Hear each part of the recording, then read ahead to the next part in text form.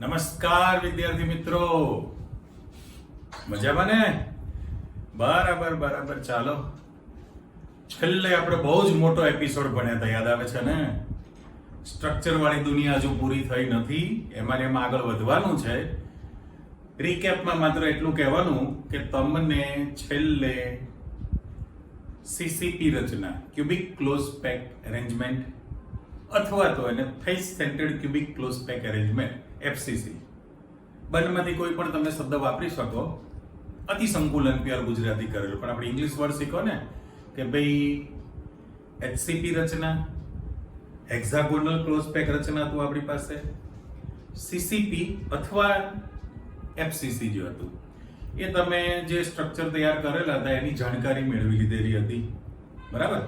સાથે સાથે મેં તમને જૂની એક વિગત પણ એવી આપેલી હતી, પેલું બોક્સ મેટર છે તમારી ટેક્સ્ટની અંદર, એમાં ખાસ હજુ યાદ કરાવું છું, આજે ત્રીજા લેક્ચરમાં પણ બોલું છું કે એફસીસી એનએસસીએલ નો જે એકમ કોર્સ તમે કરેલો હતો એ તો આપણે ચેપ્ટરની શરૂઆતથી બોર્ડ પર મૂકી દીધેલું, યાદ છે ને?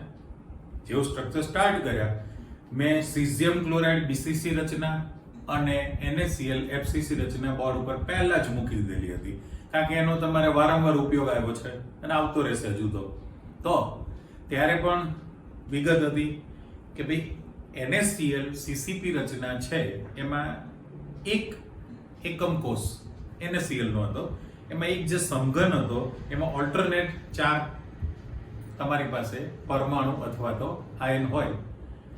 એક સમઘનની અંદર એક સમચતુષ્ફલકીય છિદ્ર બને છે, પણ એવા કેટલા સમઘન ભેગા થાય છે? એક જ સમતલમાં એક સમઘન સાથે ટોટલ 4, એની ઉપરના ભાગે 4 ગણો અથવા નીચેના ભાગે 4 ગણો, અથવા બોલું છું એટલે 8 સમઘન હતા તમારી પાસે. અને સમઘનમાં પરમાણુની સંખ્યા જે છે કેટલી ગણાય તમારી પાસે?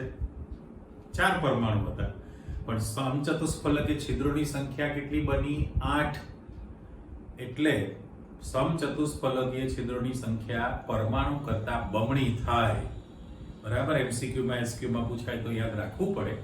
પણ અષ્ટફલકીય છિદ્ર જે હતું એનએસસીએલ માં, એમાં જે સેન્ટરનું જે પોઈન્ટ હતું એ અંત કેન્દ્રિત અષ્ટફલકીય હતું, બરાબર.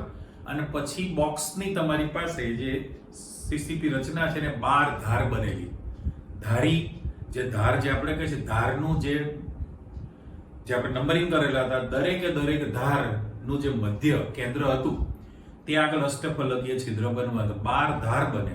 પણ તમને ખબર છે કે ધાર પરનું બિંદુ જે હોય એ ખૂણો હોય કે સેન્ટરનું, આપણે તો સેન્ટરનો ભાગ ખાલી છે, 1/4 ભાગ થયો કહેવાય.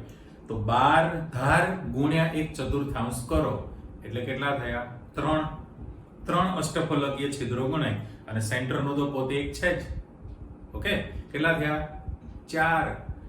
અષ્ટફલકીય છિદ્રોની સંખ્યા 4 થઈ, અને સમઘનમાં પરમાણુની સંખ્યા પણ કેટલી બને છે?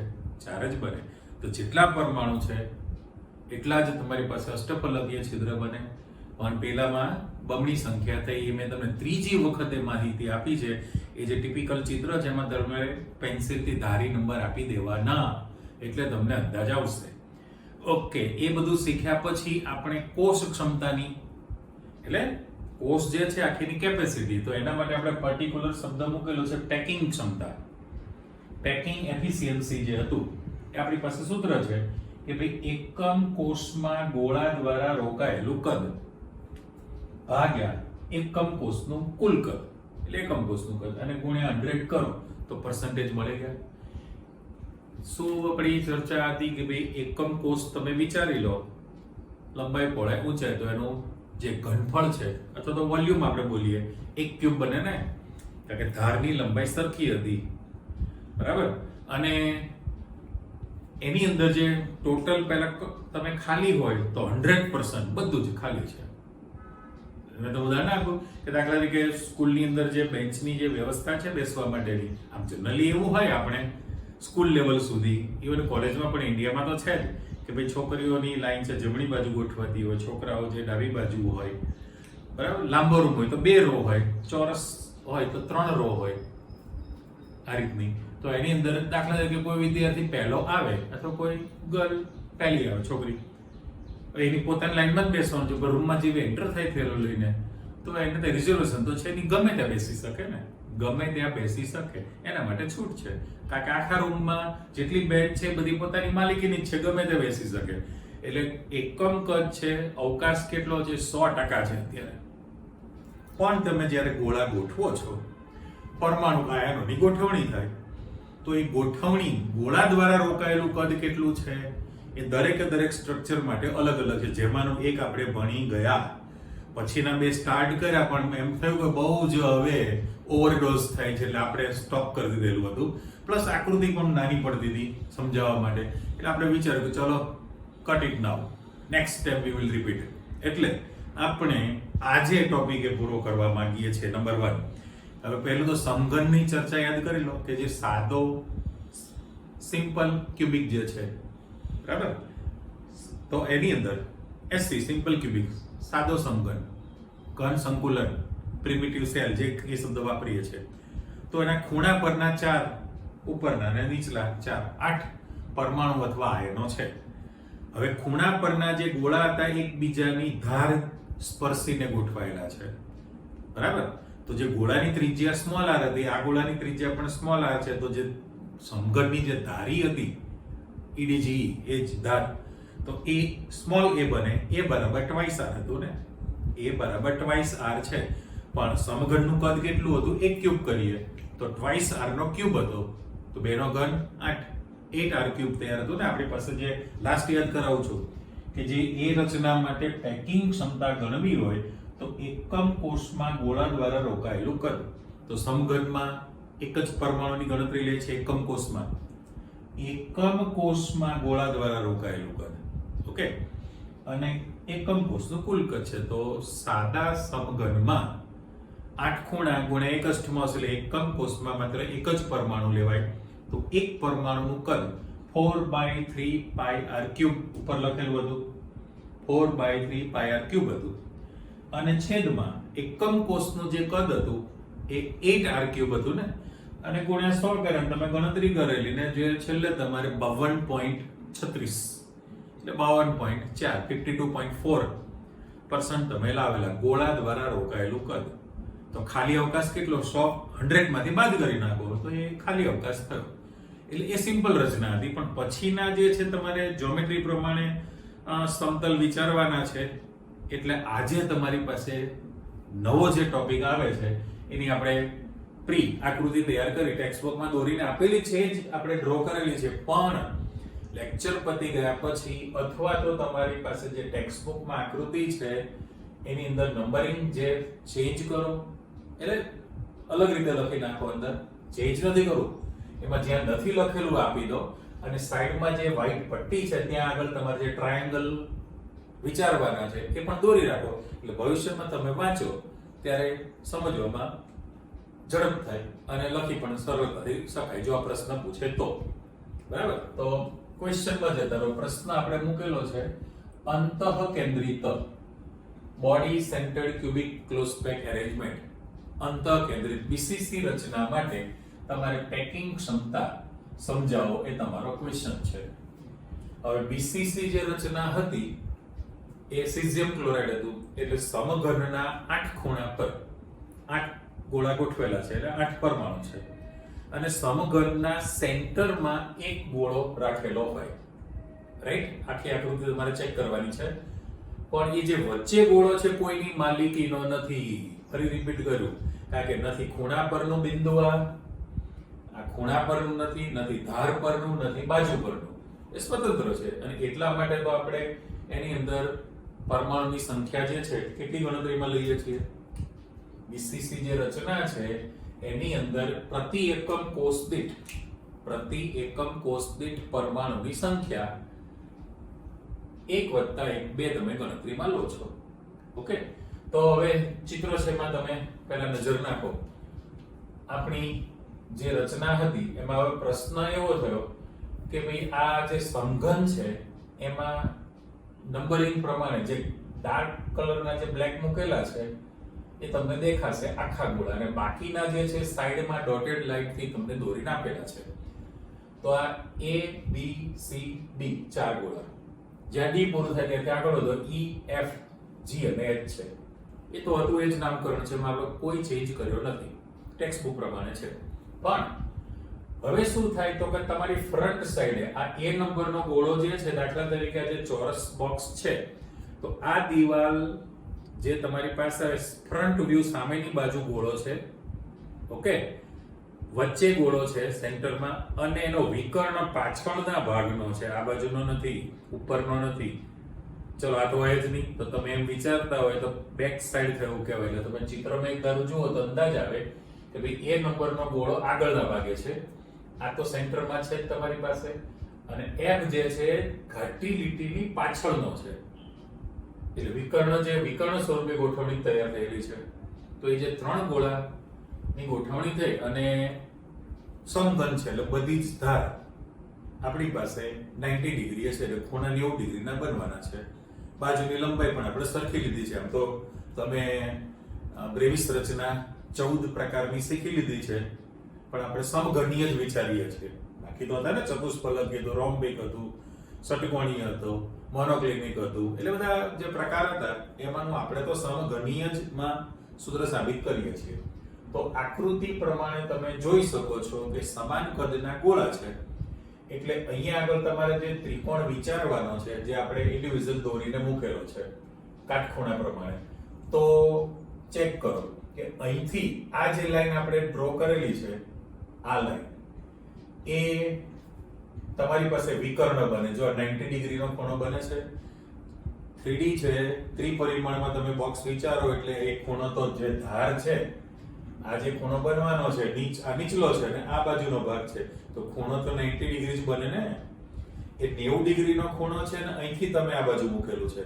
કલ્પના કરી લો, આ જે આંગળી મૂકવું છે તમારી લંબ, આ બાજુનો ધાર છે, ઓકે. એટલે આ બે વસ્તુ પકડી રાખવું આ રીતે, અને આ બાજુનું તમે મૂકી દો. જો બ્લેક નિશાની, તો જો અમે ચિત્ર મૂકેલું છે, આ કાટખૂણો બન્યો છે, આ બે બાજુ થઈ અને સામેનો કર્ણ બને, ઓકે. તો એને આપણે ઇન્ડિવિડ્યુઅલ સ્વતંત્ર ચિત્ર તરીકે ત્રિકોણ મૂકેલો છે. તો એ ત્રિકોણ માટે ફરી પાછું તમારે લખાણ કરવું છે.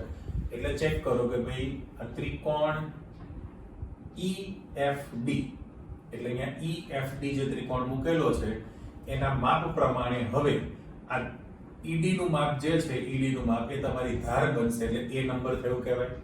જો અહીંયા આગળ સેમ કોપી EF નું જે માપ છે, એટલે અહીંયા નાની જગ્યા છે એટલે આ બાજુ જ આપણે મૂકીએ છીએ, તો EF પણ એ ધાર જ બનશે, સ્મોલ a માપ થયું કહેવાય.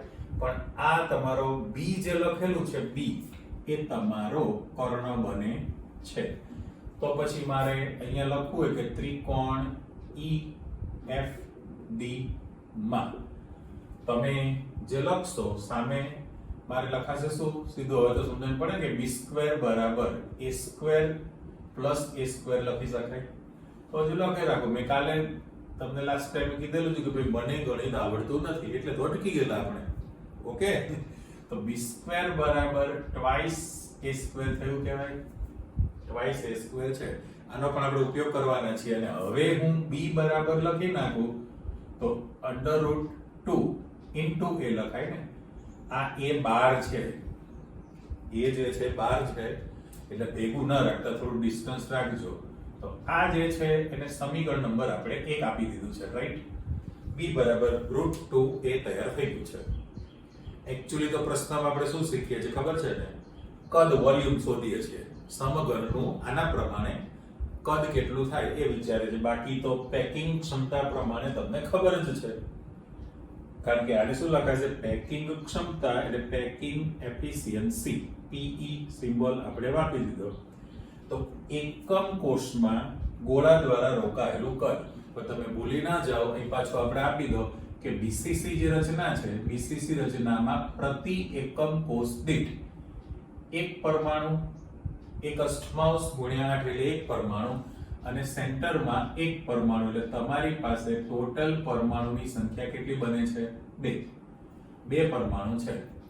અહીં તમારે શબ્દ લખો તો આપણે આપી દે પ્રતિ એકમ કોષ દીઠ, ઓકે. પરમાણુ બોલી ગયો, ઠ સરખો લખો, ઠ ને ઢ માં ખબર નથી પડતી તમને, ડ ને ઢ માં ખબર નથી પડતી, ભૂલ કરે ને નાના છોકરા લખે ત્યારે, તમે નાના બાળકો જ છો હજી તો. એટલે પ્રતિ એકમ કોષ દીઠ પરમાણુની સંખ્યા BCC માં કેટલા થઈ કહેવાય? તો કે એક પરમાણુ હતો, એક અષ્ટમાંશ ગુણ્યા 8 એટલે એક પરમાણુ, અને સેન્ટરનો એક છે એટલે સરવાળે તમારી પાસે કુલ પરમાણુની સંખ્યા 2 થઈ.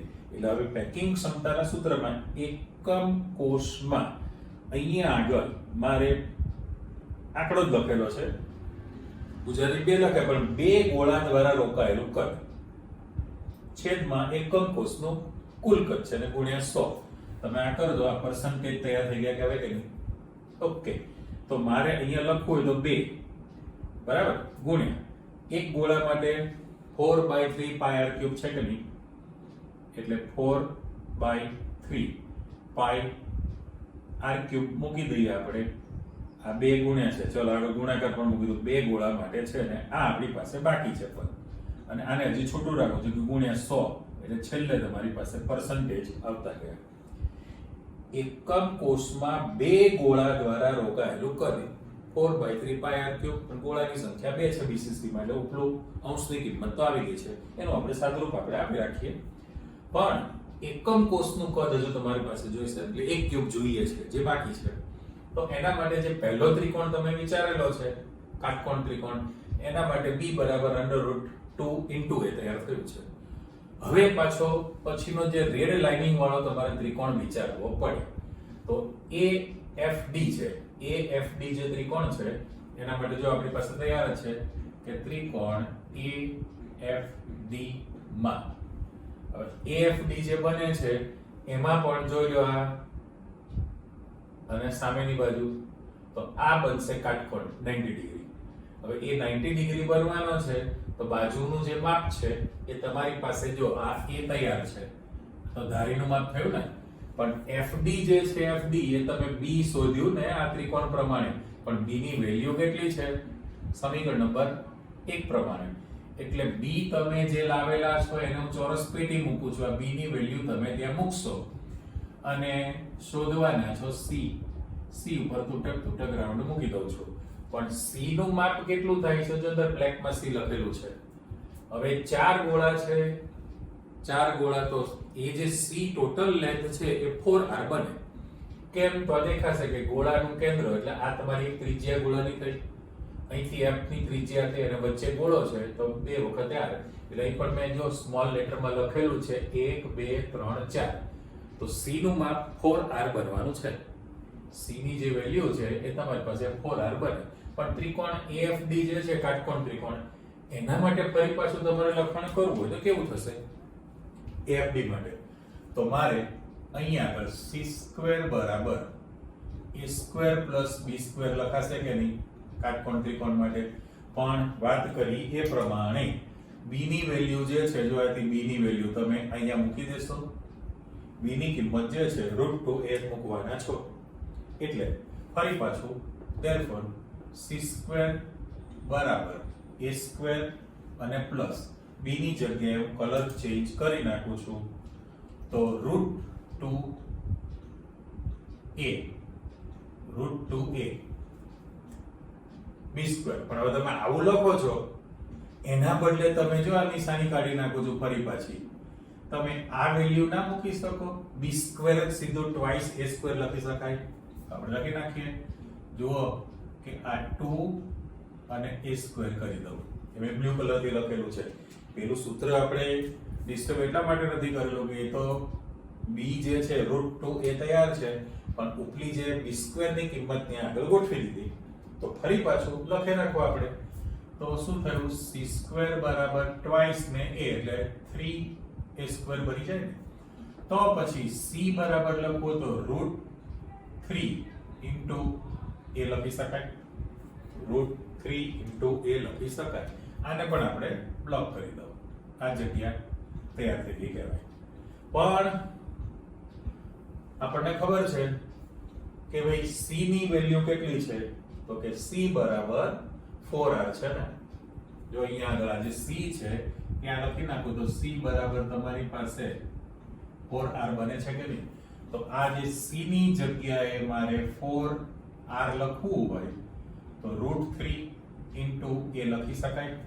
ફરી પાછું અહીંયા તમારી પાસે વોલ્યુમ આવતું ગયું ધીરે ધીરે.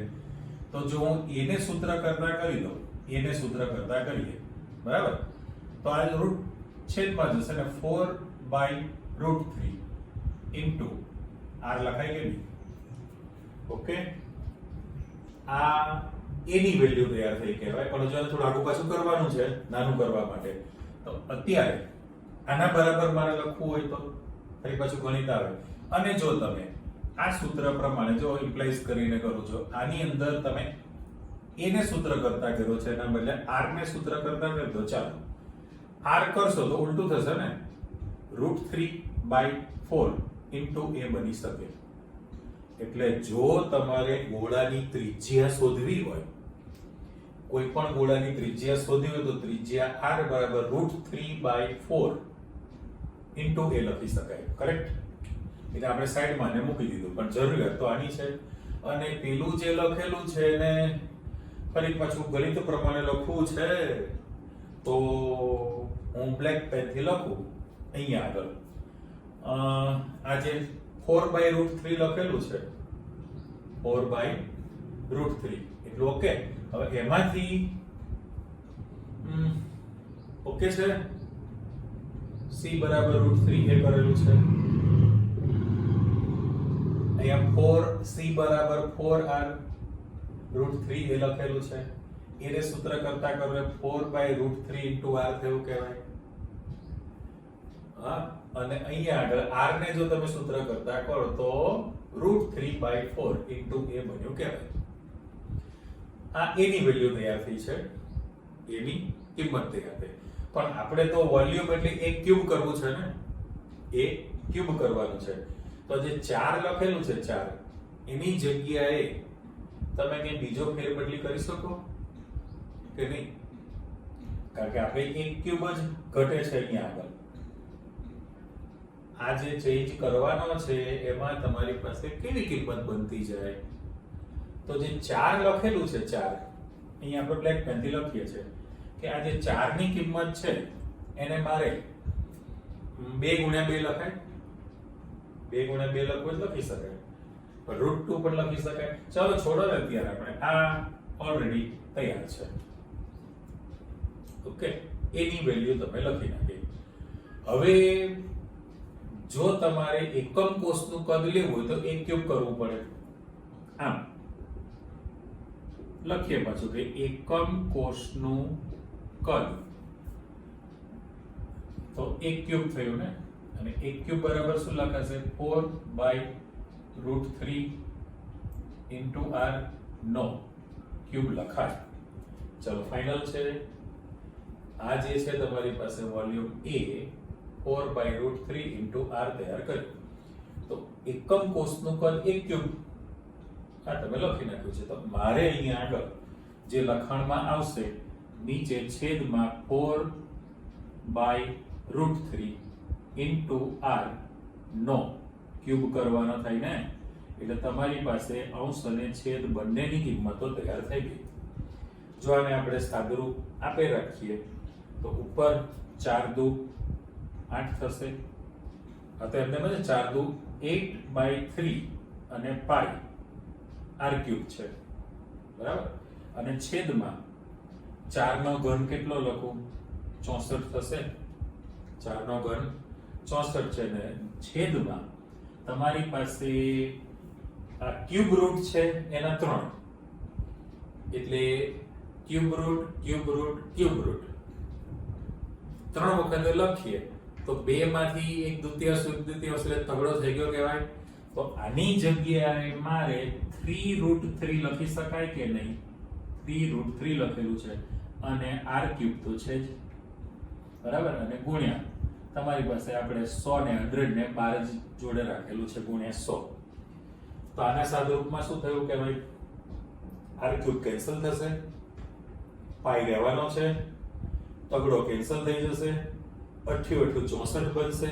એટલે હજુ મારે લખવું હોય આના બરાબર તો આ બાજુ લખાણ આપું છું કે ભાઈ 8 તમારો છેદમાં જોવાનો છે, પાઈ એક્ચ્યુઅલી શું પાઈ ના છેદમાં 8 અને √3 અને ગુણ્યા 100 આટલું થયું કે નહીં? હા, ફરીથી ચેક કરી લો તમે. આપણે માત્ર શું કરેલું છે તો કે ગોળાનું જે હતું 2 લઈને ગણતરી મૂકી અને 1 ક્યુબ જે તમે મૂકેલું છે એ 4/√3 r ક્યુબ કરી દીધું. 1 ક્યુબ તો એને તમે છોટું પાડતા ગયા તો અહીંયા આગળ સેટ બ્લેક પેન થી નિશાની મૂકી દો એટલે તમને છેદ દેખાય. બરાબર, ગણિત તો આવડે છે ને? r ક્યુબ કેન્સલ થઈ ગયું છે, પાઈ તમારું ત્યાં છે, તગડો કેન્સલ થઈ ગયો, √3 રહેવાનું છે, પણ √3 ઉપર જશે કે નીચે રહેશે?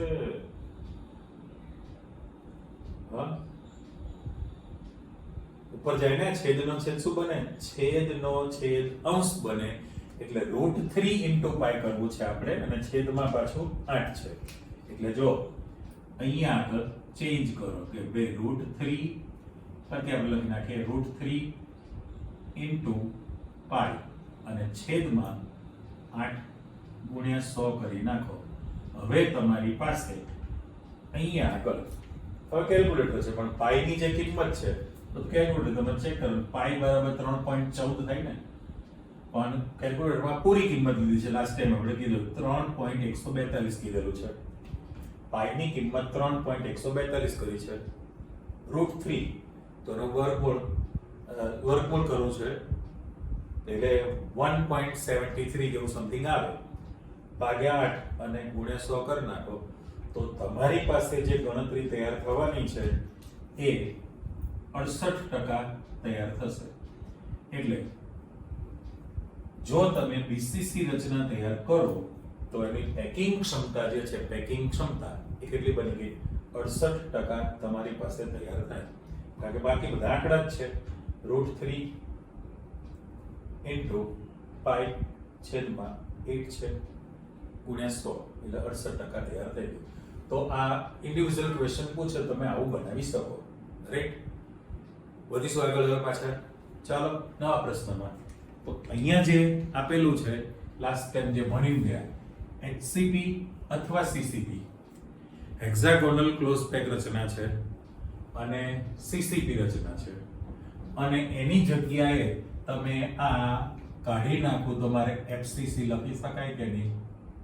FCC face centred cubic close packing arrangement અને પેલું ક્યુબિક ક્લોઝ પેકિંગ એરેન્જમેન્ટ, બંને નામ સરખા છે. એ રચના માટે તમારે પેકિંગ ક્ષમતાની સમજૂતી આપો. ક્વેશ્ચન બની ગયો.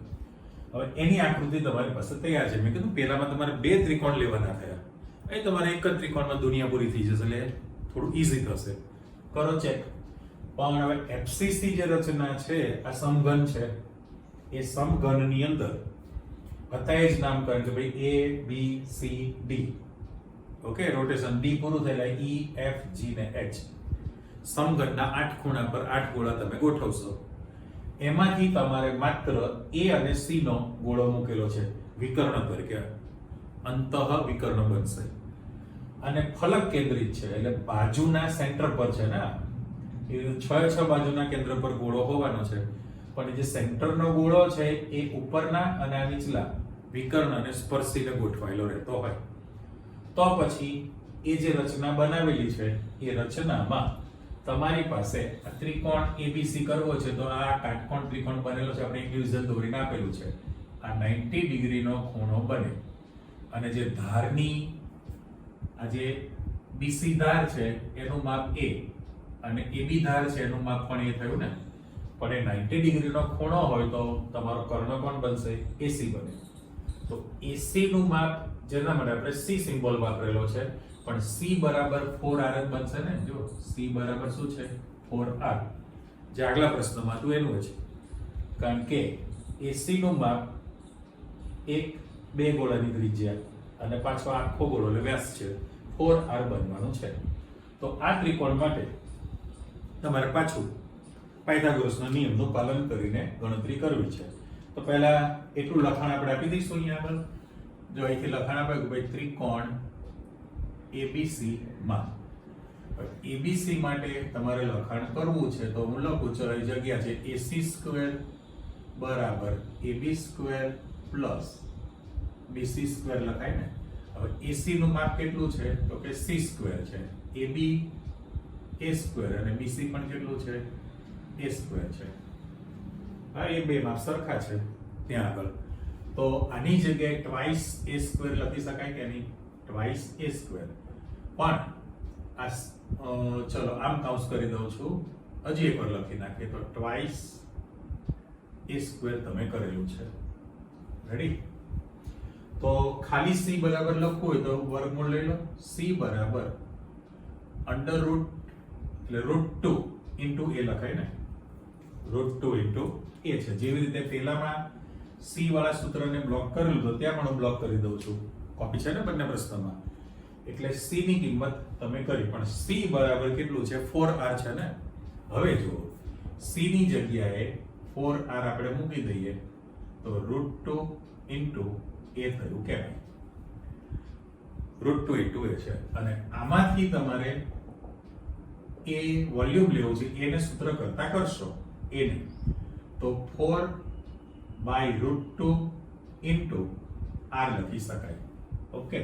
અને એના બદલે તમારે દાખલા તરીકે ત્રિજ્યાને સૂત્ર કરતા કરવો છે તો r ને સૂત્ર કરતા કરી દો તો ઉલટું ને, તમારી પાસે √2/4 ઇન્ટુ a લખી શકાય. જો આ FCC રચના માટે દાખલા તરીકે તમારે ત્રિજ્યા શોધવી હોય નાની ગણતરી માટે તો તમને ધાર આપેલી હોય, ધારનું માપ આપેલું હોય તો √2/4 કરી નાખો.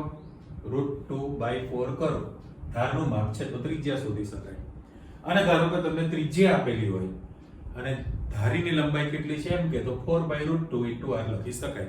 પણ હવે પેલું ગણિત આવી ગયું ને તમારી પાસે, શું થયું કહેવાય? તો આને સાદું ચેન્જ કરવું છે તો મારે આની જગ્યાએ શું લખાય? આ 4 છે, 4 જો વધારે લખું છું.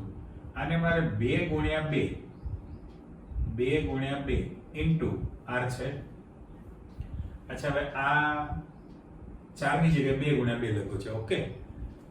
હવે મૂળ તો 4 જ કરવા છે, પણ આ 2 જે લખે છે એની જગ્યાએ હું √2 ઇન્ટુ √2 કરું ગુણ્યા 2 અને ઇન્ટુ r તો છે જ. ન લખાય? તો આ કેટલું થયું કહેવાય? આ 4 છે એટલે શું લખાય? 2 × 2 એટલે 4 થયું કહેવાય. સર આપણે ગુણાકાર તો 4 જ કરવો છે, પણ એની જગ્યાએ તમારે આ જે બગડો છે એ √2 ઇન્ટુ √2 કરી નાખો તો 1/2 અને 1/2 એટલે 1 જ 2 થયો ને. અને પછી તમારી પાસે 1 √2 ઉપર નીચે કેન્સલ થઈ જશે. એટલે આના પ્રમાણે જો મેં સાઈડમાં આવું લખી રાખેલું છે, 4 ની જગ્યાએ તમે અંશમાં આ કિંમત લખો એટલે સરવાળે ફરી પાછું લખાણ આપી દઉં તો આપણી પાસે a બરાબર આ જે અંશની જે કિંમત છે એ જો મારે આ ભરવી હોય આટલી ઉપર તો 1 √2 નીચેનો કેન્સલ 2 ઇન્ટુ √2 r થઈ જશે ને. 2 ઇન્ટુ √2 અને ઇન્ટુ r તો છે જ. 2 ઇન્ટુ √2 ઇન્ટુ r આપણે કરી દઈએ. ઓકે. આ દરેકને ખબર પડી ગઈ છે. આ ફાઇનલ આને આપણે બ્લોક કરીએ. જો એને બ્લોક કરી દઈએ તો પછી હતું એકદમ જ શું લખી શકાય છે કે ભાઈ એકમ કોષનું કદ કેટલું થશે? આમ તમારી પાસે એકમ કોષનું કુલ કદ એટલે તમારે 1 ક્યુબ કરવાનું છે ને. 1 ક્યુબ કરી નાખો તો તમારી પાસે વેલ્યુ છે. એટલે મારે અહીંયા જ રાખી નાખીએ તો 2 √2 ઇન્ટુ r નો ક્યુબ લખી શકો. એટલે જે કોપી હતી બંને પ્રશ્નની અંદર કે ભાઈ આમાં તમે એકમ કોષનું કદ 1 ક્યુબ કરેલું, એ જ રીતે એકમ કોષનું કદ તમે 1 ક્યુબ કરો તો એની વેલ્યુ છે જ તે. તો 2 √2 ઇન્ટુ r નો ક્યુબ બની ગયો. પણ ફરી પાછું આપણું સૂત્ર શું કહે છે? સૂત્રની અંદર કે ભાઈ પેકિંગ ક્ષમતા કોને કહેવાય? એકમ કોષમાં ગોળા દ્વારા રોકાયેલું કદ. પણ FCC રચના અથવા CCP રચનામાં તમને ખબર છે કે ભાઈ FCC રચનામાં 8 ખૂણા પરના 8 ગોળા છે અને ગુણ્યા 1 અષ્ટમાંશ એટલે 1 પરમાણુ થયો અને 6 બાજુ છે 6 બાજુ, 6 બાજુના કેન્દ્ર પર એક ગોળો છે એટલે 6 ગુણ્યા 1/2 એટલે 3 થાય. તો તમારી પાસે આ 3 થાય એટલે ટોટલ પ્રતિ એકમ કોષ દીઠ પરમાણુની સંખ્યા કેટલી થવાની છે? 4. ચલો આમ કૌંસ કરી દો. બરાબર. હજુ રિપીટ કરી લો કે સાદો જે ઘન સંકુલન હતું પ્રિમિટિવ સેલ, તો એમાં 8 ખૂણા હતા ગુણ્યા 1 અષ્ટમાંશ એટલે એક જ પરમાણુ પ્રતિ એકમ કોષ દીઠ ગોઠવાયેલા પરમાણુની સંખ્યા 1 હતી. ત્યારે બીસીસી રચનામાં પ્રતિ એકમ કોષ દીઠ 8 ખૂણા અને 1 અષ્ટમાંશનો ભાગ થયો એટલે એક પરમાણુ, અને વચ્ચે જે ગોળો મૂકેલો છે એ એક વધારાનો પરમાણુની સંખ્યા 2 હતી. એટલે તમે 2 ગોળાનું કદ લીધેલું હતું, રાઈટ? અહીંયા તમે જોશો તો એકમ કોષમાં કેટલા ગોળા મૂકવા પડશે? અહીંયા આગળ 4 ગોળા દ્વારા રોકાયેલું કદ. એકમ કોષમાં 4 ગોળા દ્વારા રોકાયેલું કદ છે અને એકમ કોષનું કુલ કદ ગુણ્યા 100 છે. એટલે બધા જ આંકડા તૈયાર છે, મૂકવાના શરૂ કરી દો. તો પહેલામાં પહેલું 4 ગુણ્યા એક ગોળાનું કદ 4/3 પાઈ r³ લખવાના છો. બરાબર. 4/3 પાઈ r³ છે ગુણ્યા 4 ગોળા. અને અહીંયા જે તમે લખવાના છો કે 2√2 ઇન્ટુ r નો ક્યુબ કરશો અને ગુણ્યા 100 તો છે એટલે તમારી 100 એ ગુણાકાર કરી નાખા તો પર્સન્ટેજ ટકાવારી થઈ ગઈ. ફરી પાછું તમે આને સાદુરૂપ આપે રાખો, ગણિત શાસ્ત્રીઓ જાગી જાઓ.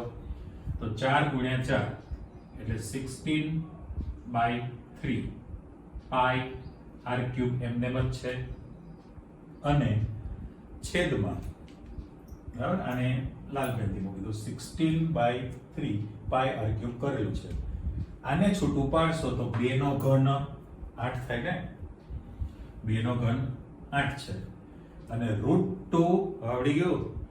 √2 3 વખતે લખવાના છે, √2 ઇન્ટુ √2 ઇન્ટુ √2. તો 2 √2 માંથી બગડો થઈ ગયો, હા, અને એક જ √2 બાકી વધે. એટલે મારે આને 8 ગુણ્યા 2√2 લખી દો પહેલા. તો જો મારે જગ્યા ઓછી છે એટલે આપણે અહીંયા લખાણ આપી દઈએ. તો તમારી પાસે કેવું થવાનું છે? અહીંયા આગળ આ જે 2 નો ઘન 8 છે, ઓકે, અને જો મારે અહીંયા √2 ઇન્ટુ √2 ઇન્ટુ √2 લખું તો આની જગ્યાએ 2 લખાય ને, અને 2 ઇન્ટુ √2 તમારી પાસે બાકી વધવાનું છે. રેડી? હજી જો એ અને બ્લેક પેન મૂકી દઉં છું અને તૂટક રાઉન્ડ આપી દઉં. હવે તો સમજણ પડી જ જવી જોઈએ. એટલે આ જે પદ છે આની જે ચર્ચા કરીએ છીએ એ લખ્યું છે, અને બગડો તો ગુણકમાં હતો જ એટલે 2 નો ઘન 8 કર્યો અને આ બધા પદની જગ્યાએ 2 ઇન્ટુ √2 લખવાના છો તો 8 દુ સીધું 16 લખી નાખાશે. એટલે જુઓ નીચે તમારી પાસે 16 લખું છું ઇન્ટુ √2 કરી દેવાશે, 16 ઇન્ટુ √2, ઓકે, અને r³ તો છે r³ અને ગુણ્યા 100. તો હવે આમાં તો ઘણું સિમ્પલ થઈ ગયું. તમારી પાસે કેટલું કેન્સલ થવાનું છે? કેન્સલમાં તમારી પાસે r³ કેન્સલ થઈ જશે, બરાબર, 16 કેન્સલ થઈ ગયું છે. આ જે છે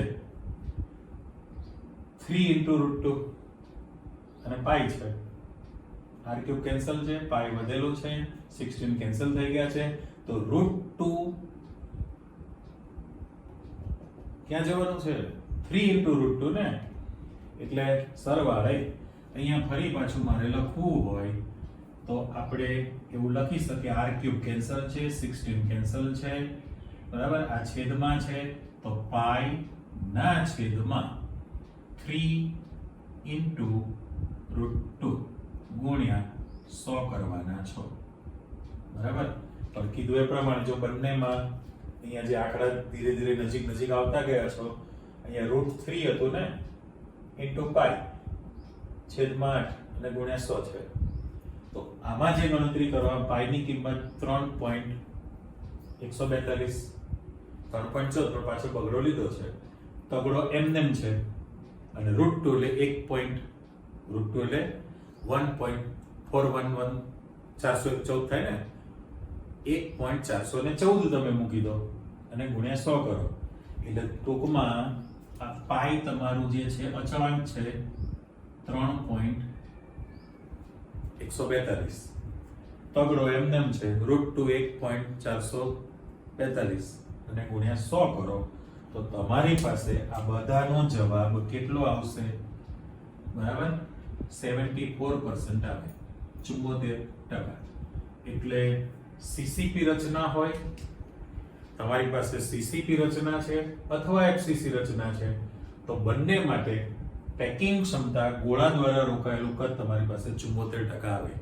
એટલે સાદા ઘનમાં 52.36 અથવા 52.4 હતું, બીસીસી રચનામાં 68% પેકિંગ ક્ષમતા, અને સૌથી વધુ ક્ષમતા કોની થઈ કહેવાય? આ એફસીસી અથવા સીસીપી ની રચના બની કે જેમાં 74% ગોળા દ્વારા રોકાયેલું છે, તો એની સ્થિરતા સ્ટેબિલિટી પણ વધી ગઈ કહેવાય ને, વધુ નજીક ગોઠવાના કહેવાય, એવી રચના તમારી પાસે તૈયાર થયેલી કહેવાય.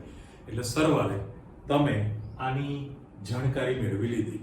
હવે એને અનુરૂપ જે એક્ઝામ્પલ ગણવાની વાત આવે, બરાબર, એ તો તમે ધારની લંબાઈ અથવા તો ત્રિજ્યા પરથી તો ગણતરી કરી શકો છો, પણ હવે ચોખવટ એમ કરે છે કે કોઈ પણ પદાર્થની તમારે ઘનતા શોધવી છે, ડેન્સિટી, તો એના માટેનું ગણતરીનું સૂત્ર છે. વસ્તુતા અહીંયા છે કે એકમ કદ હોય તો એકમ કદનું એકમ કોષનું એકમ કદ, ચાલો એવું કહીએ, એકમ કોષ છે એનું કદ કેટલું થાય? વોલ્યુમ, તો 1 ક્યુબ થયું, રાઈટ?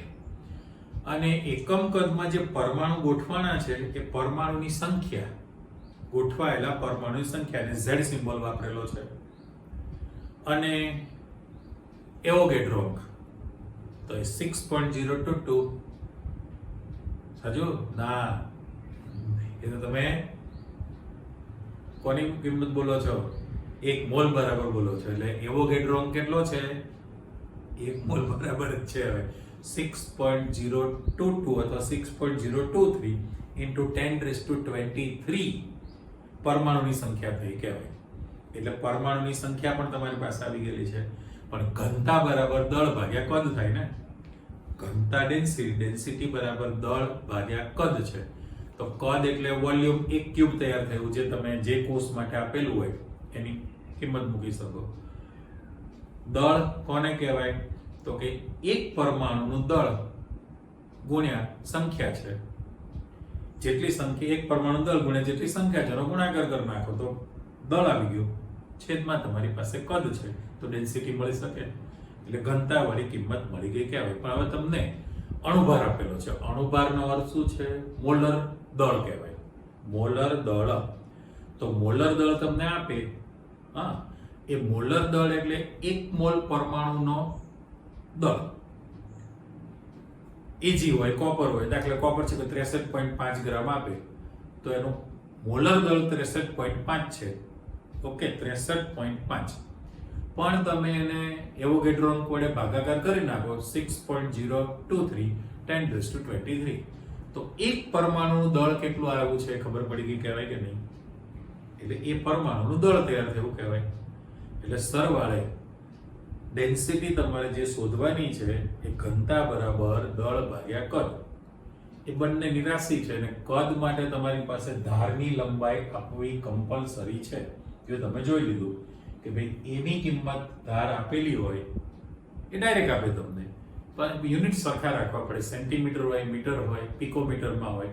ધારો કે પિકોમીટરમાં આપેલી હોય તો તમને ખબર છે 1 પિકોમીટર બરાબર 10⁻12 મીટર છે, એટલે મીટરમાં કન્વર્ટ કરવું પડે એની અંદર. એટલે બધી ગણતરી કરતા કરતા કરતા તમારી પાસે એ ઘનતા પણ શોધી શકાય, પરમાણુની સંખ્યા પણ તમે શોધી શકો, મોલર દળ કેટલું છે એ પણ તમે શોધી શકશો, પરમાણુની ત્રિજ્યા કેટલી છે પણ તમે શોધી શકો.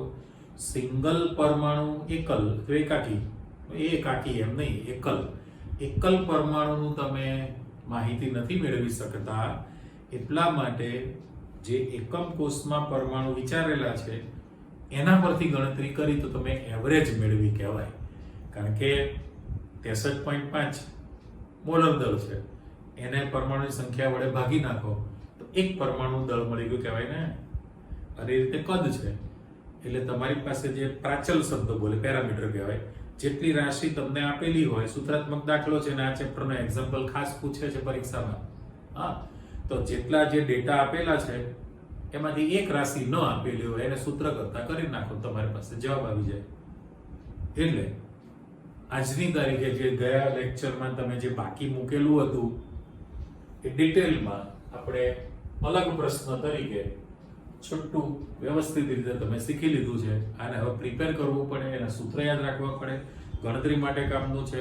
આ ચેપ્ટરના પ્રશ્નની એમસીક્યુમાં ગણતરી હોય ને હોય જ.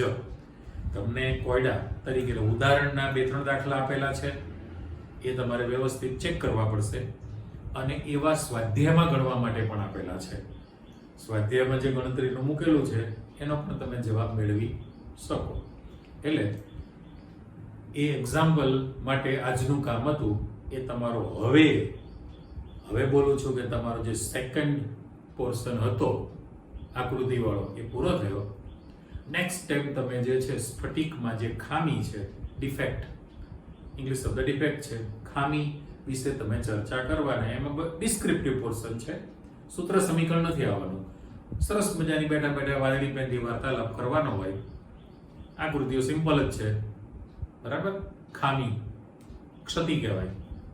એ ક્ષતિના બધા જે પ્રકાર છે એના વિશે તમે શીખવાના છો આપણી પાસે. એટલે ધીરે ધીરે તમે પ્રકરણમાં આગળ વધવાના છે, વધવાના જ છીએ, ચિંતા ના કરો, તમે વધશો જ. પણ આટલું તો તૈયાર રાખવું પડે જ. રેડી? નેક્સ્ટ ટાઈમ પાછા નવા ટોપિક સાથે આપણે આગળ વધવાના છીએ. ઓકે, આવજો, બાય.